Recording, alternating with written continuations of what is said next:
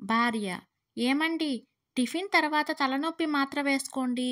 భర్త: నాకు తలనొప్పి లేదు. భార్య: పోనీ జ్వరం మాత్ర వేసుకోండి. భర్త: నాకు జ్వరం కూడా లేదు. భార్య: సర్లే, ఈ గ్యాస్ మాత్రైనా వేసుకోండి.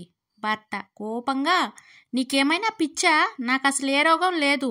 భార్య: సరే అయితే షాపింగ్కి వెళ్దాం పదండి. భర్త: ఏంటే కాంతం, షాప్లో ఏదో నా కోసమే కొన్నట్టున్నావు. భార్య: మీకెలా తెలిసిపోయిందండి. భర్త: అదే మన టాలెంట్. ఇంతకీ ఏం కొన్నావు? ఇచ్చేదేదో ఇక్కడే ఇవ్వు. భార్య: ఇక్కడ బాగోలేదులేండి, ఇంటికెళ్ళాక కావాల్సినన్ని ఇస్తాగా. భర్త: ఇంతకీ ఏం కొన్నావు? భార్య: చపాతీ కర్ర.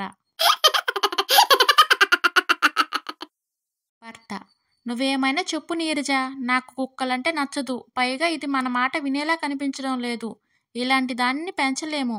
భార్య: మరేం పర్వాలేదండి, మొదట్లో అలాగే ఉన్నా తర్వాత అదే మాట వింటుంది.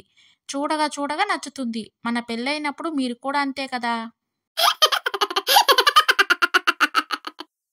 ఇద్దరు చెవిటి వాళ్ళు మాట్లాడుకుంటున్నారు. మొదటివాడు: ఏరా మార్కెట్కా?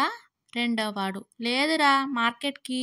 మొదటివాడు: అవునా, నేను ఇంకా మార్కెట్కి వెళ్తున్నావనుకున్నా. రెండోవాడు: సర్లే, మార్కెట్కి వస్తావా?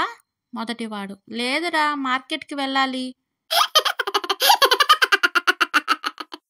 విజయ్: డాక్టర్, ఈ మధ్య చాలా సంతోషంగా ఉంటున్నాను. టైంకి నిద్రపోతున్నాను. నా పనులు నేనే చూసుకుంటూ హ్యాపీగా బతుకుతున్నాను. ఇప్పుడు నాకే సమస్య లేనట్టే కదా. డాక్టర్: నీ పరిస్థితి నాకు అర్థమైంది. నీ జీవితంలో విటమిన్ సి లోపించింది, అందుకే ఇదంతా.